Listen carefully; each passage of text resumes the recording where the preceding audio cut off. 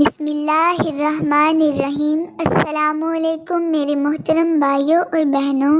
یا اللہ ونعوذ بک من حزن یسکن القلب فیہلکہ، اے اللہ ہم اس غم سے تیری پناہ مانگتے ہیں جو دل میں بستا ہے اور اسے تباہ کر دیتا ہے۔ جب درود پاک آپ صلی اللہ علیہ وآلہ وسلم کی محبت میں پڑھا جاتا ہے تو اللہ پاک تمام کام سنوار دیتے ہیں۔ ناممکن کو ممکن کر دیا جاتا ہے، تو بس درود کو اپنا وظیفہ بنا لیں۔ یا اللہ مجھے بھی توفیق عطا فرما اور میرے بہن بھائیوں کو بھی درود پاک کو اپنا وظیفہ بنانے کی ہمت اور طاقت عطا فرما اور ہمارے تمام کام سنوار دے، آمین ثم آمین۔ اللہم اعنی علی ذکرک و شکرک و حسن عبادتک، اے اللہ میری مدد فرما کہ میں تیرا ذکر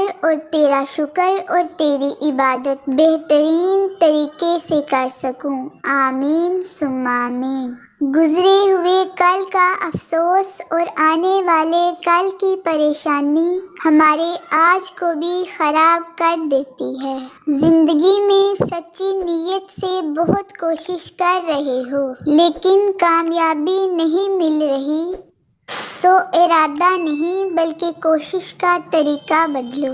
توبہ کرنے کے لیے کسی معجزے کا انتظار نہ کیا کریں، بلکہ ہر وقت اللہ کی بارگاہ میں معافی مانگا کریں، اس سے پہلے کہ ہماری آنکھیں اور زبان بند ہو جائے۔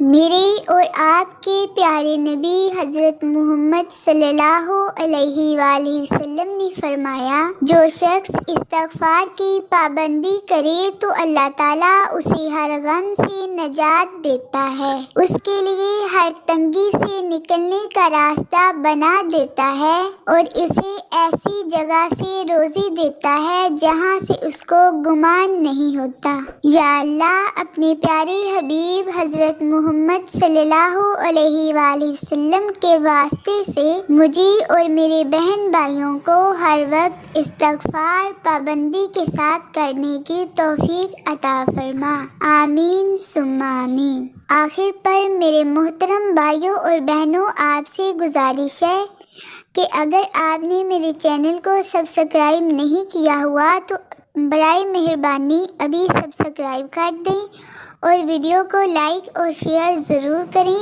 اللہ تعالیٰ آپ کو دنیا و آخرت میں بہترین جزا عطا فرمائے، آمین ثم آمین۔ اللہ حافظ۔